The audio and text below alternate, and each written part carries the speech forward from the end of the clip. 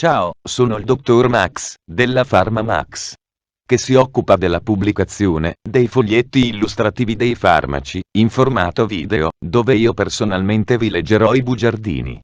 In questo video ti leggo il bugiardino del farmaco. Tachifludec, granulato. Aziende chimiche riunite Angelini Francesco Acrafe SPA, sede legale. Ultimo aggiornamento. 20 luglio 2021. Cos'è Tachifludec, granulato? Confezioni. Informazioni commerciali sulla prescrizione. Indicazioni. Posologia. Controindicazioni. Avvertenze speciali e precauzioni di impiego. Interazioni con altri medicinali e altre forme di interazione. Assumere Tachifludec, granulato durante la gravidanza e l'allattamento. Effetti sulla capacità di guidare veicoli e sull'uso di macchinari. Effetti indesiderati. Sovradosaggio. Proprietà farmacodinamiche. Proprietà farmacocinetiche. Dati preclinici di sicurezza. Elenco degli eccipienti. Farmaci esteri. Cos'è Tachifludec, granulato? Tachifludec, granulato è un farmaco a base del principio attivo paracetamolo più acido ascorbico più fenilefrina, appartenente alla categoria degli antipiretici, analgesici FANS e nello specifico anilidi. È commercializzato in Italia dall'azienda Aziende Chimiche Riunite Angelini Francesco Acrafe SPA, sede legale. Tachifludec, granulato può essere prescritto con ricetta OTC, medicinali non soggetti a prescrizione medica da banco. Confezioni. Tachifludec polvere per soluzione orale gusto arancia 10 bustine. Informazioni commerciali sulla prescrizione. Titolare. Aziende Chimiche Riunite Angelini Francesco Acrafe SPA, sede legale. Ricetta. OTC, medicinali non soggetti a prescrizione medica da banco. Classe C. Principio attivo. Paracetamolo più acido ascorbico più fenilefrina. Gruppo terapeutico. Antipiretici, analgesici FANS. Forma farmaceutica. Granulato. Indicazioni. Trattamento a breve termine dei sintomi da raffreddore ed influenza, inclusi il dolore di entità lieve barra moderata e la febbre, quando associati a congestione nasale. Posologia. Posologia. Adulti e bambini al di sopra dei 12 anni. 1 bustino ogni 4-6 ore e fino ad un massimo di 3 bustine nelle 24 ore.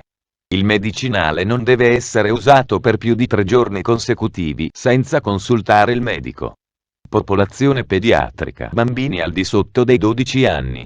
Tachifludec gusto arancia è controindicato nei bambini di età inferiore ai 12 anni. Vedere paragrafo 4.3. Modo di somministrazione. Sciogliere il contenuto di una bustina in un bicchiere d'acqua calda o fredda e dolcificare a piacimento. Una volta sciolto il medicinale dà luogo ad una soluzione opalescente di colore giallo, priva di particelle estranee e dal sapore di arancia. Controindicazioni. Bambini di età inferiore ai 12 anni. Ipersensibilità ai principi attivi ad uno qualsiasi degli eccipienti, elencati al paragrafo 6.1. Pazienti che assumono beta bloccanti. Pazienti che assumono antidepressivi triciclici e quelli che assumono o hanno assunto nelle ultime 2 settimane inibitori delle monoaminoossidasi. Pazienti con asma bronchiale, feocromocitoma, glaucoma ad angolo chiuso, o che assumono contemporaneamente altri medicinali simpatico-mimetici, come decongestionanti, soppressori dell'appetito e psicostimolanti simili alle anfetamine. Pazienti affetti da insufficienza epatica o renale, diabete, ipertiroidismo, ipertensione e malattie cardiovascolari. I prodotti a base di paracetamolo sono controindicati nei pazienti con manifesta insufficienza della glucosio 6-fosfato deidrogenasi ed in quelli affetti da grave anemia emolitica. Grave insufficienza epatocellulare.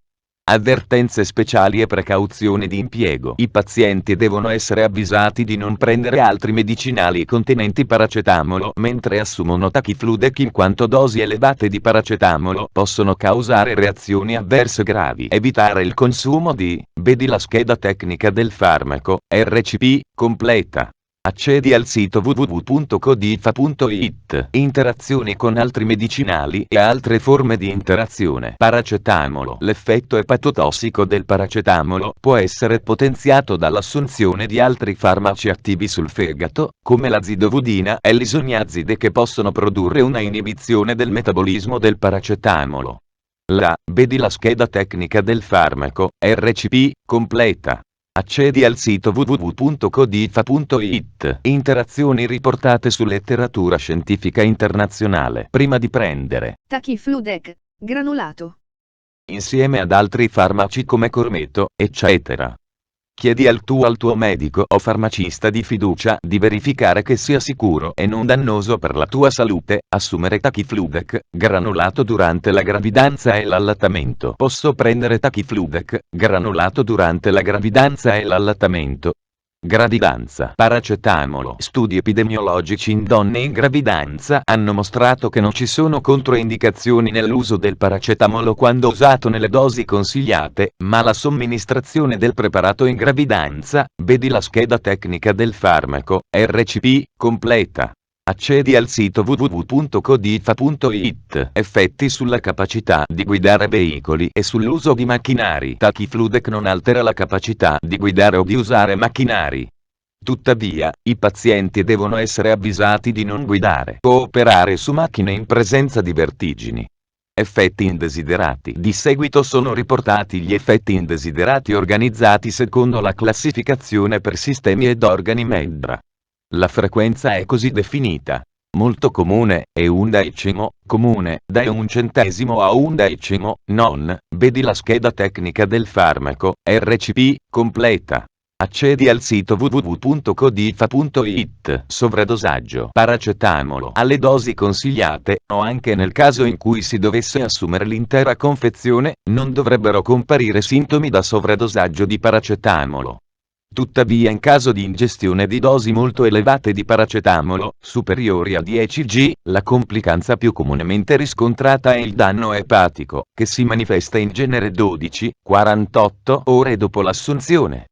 Fattori di rischio. A. Trattamento a lungo termine con carbamazepina, fenobarbitale, fenitoina, primidone, rifampicina, erba di San Giovanni, iperico o altri farmaci induttori degli enzimi epatici.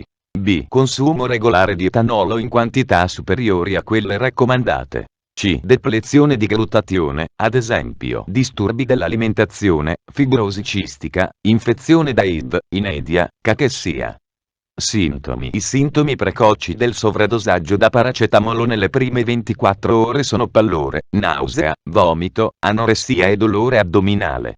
Possono verificarsi anomalie del metabolismo del glucosio e acidosi metabolica. Nell'avvelenamento grave, l'insufficienza epatica può progredire in encefalopatia, emorragia, ipoglicemia, edema cerebrale e morte.